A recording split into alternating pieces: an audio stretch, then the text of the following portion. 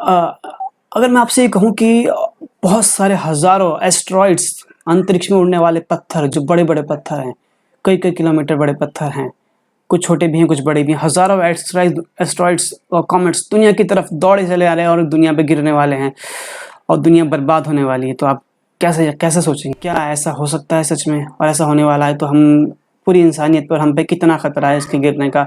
हालाँकि वैज्ञानिक साइंटिस्ट इस बात का पता लगा लेते हैं कि वो कब गिरने वाला है, कितने टाइम में गिरने वाला है, लेकिन उसे रोकने का अभी तक कोई इंतज़ाम नहीं हुआ है। तो क्या इतने सारे एस्टेरॉइड्स, कॉमेट्स जो दुनिया में गिर रहे हैं, गिरने वाले हैं, आने वाले बहुत जल्दी टाइम में, तो क्या उन्हें रोका जा सकता है या कोई और इंतज़ाम उसका है या दुनिया हमारी ख़त्मे की तरफ जा रही है? आइए कोशिश करते हैं समझने की। एक वीडियो बनाई है हमने, बहुत इम्पोर्टेंट है और देखेंगे क्या क्या इसको रोकने का कोई इंतज़ाम अल्लाह ताला ने किया है। अल्लाह ताला कह रहा है कि मैंने तुम्हारे ऊपर आसमान बनाया, एक छत बनाई है, मज़बूत छत बनाई है, 7 आसमान बनाए हैं। अल्लाह ताला हमसे कह रहा है कि हमने तुम्हारे ऊपर आसमान बनाया, मज़बूत है, लेकिन हमें तो कहीं दिखाई नहीं देता। हमें तो नहीं दिखाई देता कि आसमान में कोई मज़बूत जैसी चीज़ है, छत है, लेंटर पड़ा हुआ है, मज़बूत ईंटें, सीमेंट, सरिया या कोई बहुत मज़बूत लोहा या कुछ और टीन, किसी चीज़ की बहुत मज़बूत छत हमें दिखाई तो नहीं देती अपने ऊपर। हम गौर फ़िक्र करने की कोशिश करते हैं, ऊपर तो देखते हैं आसमान, सितारों तक भी, ऊपर तक भी कुछ नहीं है, बिल्कुल खाली पड़ा हुआ नज़र आ रहा है सब कुछ।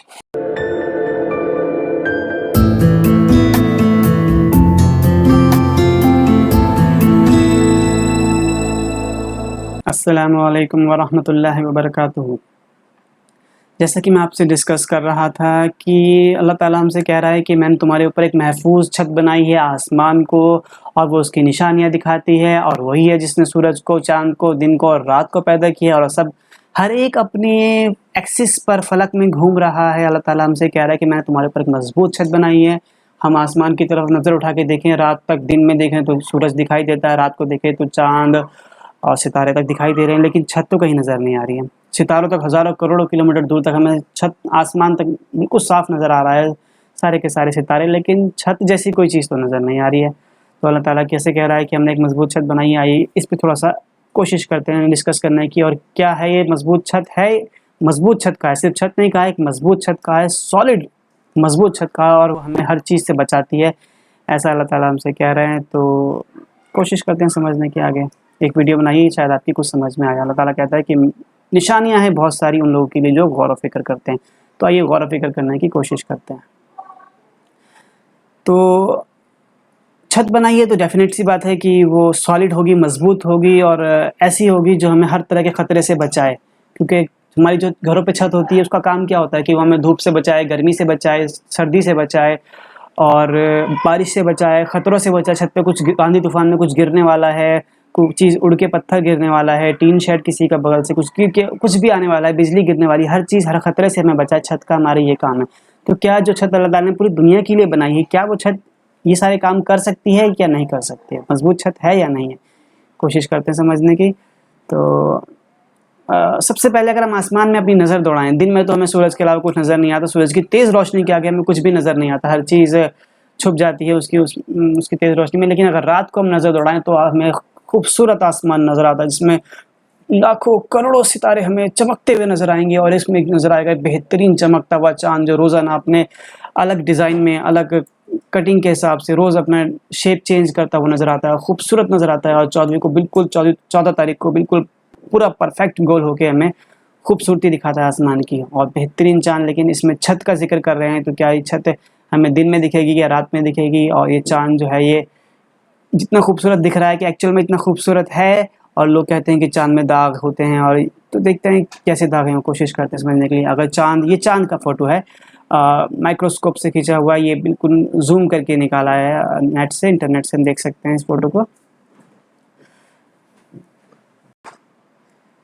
आप भी चाहें तो गूगल पे सर्च करके देख सकते हैं, चाँद की ज़ूम फ़ोटो आपको ऐसी नज़र आएँगी। ऐसे ही कुछ और फ़ोटो नज़र आएँगी। जो गड्ढे हैं ये कुछ बहुत छोटे गड्ढे जो हम दूर से दिखाई नहीं दे रहे हैं, जो हो सकता है कुछ मीटर के हों, लेकिन जितने भी गड्ढे दिखाई दे रहे हैं, छोटे वाले जैसे गड्ढे हैं, ये भी कई-कई किलोमीटर के हो सकते हैं, और ये बड़े वाले तो शायद 200 किलोमीटर, 500 किलोमीटर के हों, और ये जो और बड़े वाले हैं, ये तो शायद हज़ारों किलोमीटर चौड़े गड्ढे हैं। और इनमें से एक फ़ोटो और ही हमने नेट से निकाली। इसको अगर हम देखें, इसमें उससे ज़्यादा साफ़ पता चल रहा है कि गड्ढों की गहराई क्या है, आखिर ये गड्ढे कैसे बने हैं? ये क्या ज़रूरत थी इतने खूबसूरत चाँद पे इस तरह के गड्ढे कैसे बन गए? तो एक एक्चुअली क्या है कि हमने ज्योग्राफी पढ़ी है तो हमने देखा है उसमें कि आसमान में खलाओं में कुछ पत्थर जो कॉमेट्स हैं वो दौड़ते चले आ रहे हैं, हर जगह बह रहे हैं, वो बहुत सारे पत्थर हैं, हज़ारों पत्थर जो हैं, हज़ारों लाखों करोड़ों पत्थर मंगल ग्रह के और सैटर्न के बीच में दौड़े चले जा रहे हैं। और इसके अलावा हर जगह भी कुछ न कुछ पत्थर चलते रहते हैं और इस तरीके से वो पत्थर दौड़ते रहते हैं और वो चाँद पे और बाकी सब ग्रहों पे गिरते रहते हैं कंटिन्यू, जिस वजह से ऐसे गड्ढे बनते हैं, ये वाले गड्ढे जो आप देख रहे हैं। और ये छोटे भी हो सकते हैं, बड़े भी हो सकते हैं, कुछ मीटर के भी हो सकते हैं, कुछ कई 100 मीटर के हो सकते हैं, कई किलोमीटर के भी हो सकते हैं गड्ढे। अगर ये जो गड्ढे बने हैं ये इन्हीं पत्थरों के गिरने से बने हैं चाँद पे। ये बड़े वाले गड्ढे हैं, शायद ये कई 100 किलोमीटर, शायद इतने बड़े हों कि पूरा का पूरा इंडिया इसके अंदर आ सकता हो। और ऐसा अगर एक गड्ढा भी, एक पत्थर भी ऐसा का अगर हमारी दुनिया पे गिर जाए तो शायद हमारी दुनिया का सारा सिस्टम बंद हो जाए, पूरी दुनिया की इंसानियत खत्म हो जाए, पूरी दुनिया में बादल छा जाए। इससे पहले भी एक बार ऐसा हो चुका है जब डायनासोर थे, तो ऐसा साइंटिस्ट बोलते हैं, पता नहीं ये बात सच है कि नहीं है, लेकिन साइंटिस्ट ऐसा बोलते हैं कि पहले डायनासोर हुआ करते थे दुनिया में बहुत बड़े-बड़े, और एक कोई बड़ा सा एस्टेरॉयड आके दुनिया पे गिरा और उसने सारे के सारे डायनासोर उससे तबाह हो गए। एक भूकंप आया बड़ा सा, उससे गर्द गुबार उठा, पूरी दुनिया पे बादल छा गया, धुआं छा गया और सूरज की गर्मी ज़मीन पे आनी बंद हो गई, पूरा आइस एज आ गया और सारे के सारे डायनासोर और जितनी भी प्रजातियाँ दुनिया में थी सारी की सारी खत्म हो गई। तो अगर ऐसा एक कॉमेट्स बड़ा सा दोबारा आके ज़मीन पे गिर जाए, ज़्यादा बड़ा भी नहीं, 1 किलोमीटर का, आधा किलोमीटर चौड़ा भी गिर जाए आके, तो पूरी दुनिया की तबाही कर सकता है। तो आखिर क्या रीज़न है कि ये चाँद पे इतने ज़्यादा गिर रहे हैं लेकिन ज़मीन पे नहीं गिर रहे हैं, जबकि ज़मीन जो है चाँद से करीब 7, 8, 10 गुना बड़ी है। ग्रेविटी चाँद से करीब 2, ढाई, 3 गुना तक ज़्यादा है ज़मीन की ग्रेविटी, लेकिन फिर भी चाँद के पास इतने सारे कॉमेट्स गिर रहे हैं लेकिन ज़मीन के पास एक भी कॉमेट्स नहीं गिर रहा है। तो क्या वजह है इसकी, ऐसा क्यों हो रहा है? और अगर ज़मीन पे कोई एक कॉमेट्स भी गिर जाए, तो ये सवालों के जवाब ढूँढने की कोशिश करते हैं, आइए। ये हमने गूगल पे सर्च करा तो पता चला हमें कि ये जो एस्टेरॉइड्स हैं ये हज़ारों की कंटिन्यू की संख्या में ज़मीन पर भी गिरते रहते हैं। ये रोज़ाना 2-3 हज़ार 4 हज़ार तक के कॉमेट्स ज़मीन पर गिरते रहते हैं हमेशा, और किस स्पीड से गिरते हैं ये भी आप इसमें देख सकते हैं। करीब 20 किलोमीटर पर सेकेंड या 72,000 किलोमीटर पर आवर, ये 45,000 माइल्स पर आवर की स्पीड से ये चल रहे हैं। सोचिए इतनी स्पीड से दुनिया में कोई भी चीज़ नहीं चलती है। अगर इस स्पीड से आने वाला एक 100 मीटर का टुकड़ा भी ज़मीन पर गिर जाए तो पूरी दुनिया की तबाही कर सकता है। क्या होगा इस पूरी दुनिया का अगर ऐसा हो जाए? तो आखिर ये क्यों नहीं गिर रहे हैं? और ये थोड़ी बहुत क्वांटिटी नहीं है, 10, 20, 50, 100 नहीं है जो गिर रहे हों रोज़ पूरी दुनिया में, हज़ारों की संख्या में पूरी दुनिया पे चारों तरफ से बारिश हो रही है। लेकिन अल्लाह ताला ने एक छत बनाई। अल्लाह ताला कह रहा है सूरह अंबिया में, सूरह नंबर 21 है, वर्स नंबर 32 नंबर आयत में, कि हमने आसमान को एक कैनोपी छत बनाया है, ज़बरदस्त मजबूत छत बनाया है जो तुम्हें सुरक्षा करती है, तुम्हें बचा के रखती है बाहर के ख़तरों से। और क्या ये अभी भी जो लोग इनकार कर रहे हैं, क्या अभी भी मुंह मोड़ेंगे? क्या अभी भी इस बात पे निशानी नहीं लाएंगे? क्या वो नहीं देखेंगे कि ये कुरान एक उस ज़ात की तरफ से पैदा किया गया है, बनाया गया है, भेजा गया है, जो पूरी इंसानियत, पूरी दुनिया का पालने वाला है? क्या ये निशानी को गौर नहीं करते? और क्या आप सोच सकते हैं ये सब 1400 साल पहले बता दिया गया है? अगर ये बात कहीं से चुराई गई होती, उस टाइम साइंस इतना एडवांस नहीं था, 1400 साल बाद पहले ये बात डिस्कस कर दी गई है कुरान में। उस टाइम कोई ऐसा तरीका नहीं था जो ये बता सकता कि ऊपर से जो हमें रात को दिखाई दे रहे हैं, ये टूटते सितारे जो नज़र आ रहे हैं, ये बहती आकाश गंगाओं में जो रात को चमकते सितारे इधर उधर दौड़ते फिरते नज़र आते हैं, ये क्या चीज़ है? उस टाइम कोई सोच भी नहीं सकता था। अगर हम रात को जिस दिन मौसम साफ होता है उस दिन छत पे बैठ के गौर करें तो चारों तरफ आपको ये दौड़ते नजर आएंगे, टूटते तारे नजर आएंगे। बहुत सारे अंधविश्वासी लोग इससे मन्नतें मांगने की बात करते हैं, लेकिन ये एक निशानी है अल्लाह ताला की। अल्लाह ताला कहता है कि निशानियां देखो और गौर करो और सोचो कि क्या कोई रब है जिसने सब कुछ बना रखा है। ये सिस्टम जो इतना बेहतरीन इंतज़ाम है, अगर वो चाँद को और इन कॉमेट्स को देखो कि उस चाँद पे किस तरीके से बारिश हो रही है, उसकी क्या तबाही हो रही है, उस चाँद की हर वक्त उस पर कुछ ना कुछ गिर रहा है। और तुम्हारी ज़मीन को हमने इतनी बेहतरीन छत से हमने मजबूत करके सुरक्षित एक लाइफ गार्ड बना के बना रखा है। तो क्या लोग अभी भी समझते नहीं कि कोई इसे पालने वाला सच में कोई खुदा है, सच में एक रब है जो इन सब को सच में बना के रखता है? तो क्या वो अभी भी गौर नहीं करते, अभी भी शक में पड़े हुए हैं?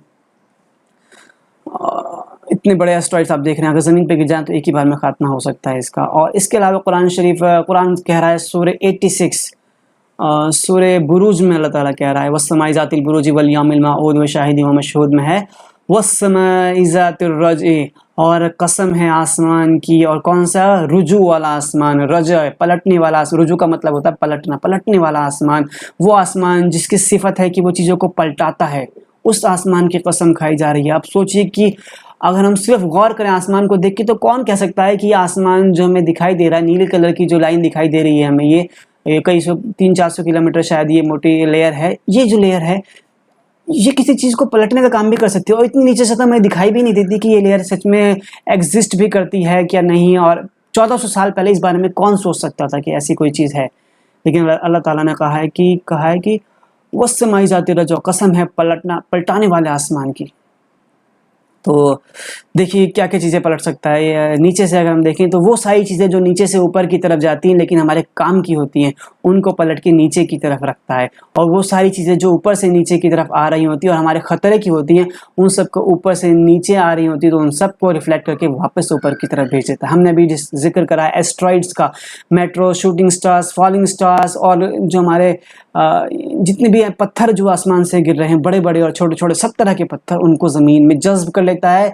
और या जो चीज़ें खतरनाक होती हैं ज़मीन के लिए, उन्हें या तो जज़्ब कर लेता है या वापस लौटा देता है। सोलर रेडिएशन और सूर्य की जो वो किरणें जो हमारे लिए खतरनाक होती हैं, अल्ट्रा वायलेट किरणें, यूवी रेज़ेस जो होती हैं, जो ज़मीन पे अगर आ जाएँ तो पूरी दुनिया को जला सकती हैं, खतरा हो सकती हैं और हमारे लिए ग्लोबल वार्मिंग बढ़ा सकती है, उन सबको वहीं जज़्ब कर लेता है या लौटा देता है।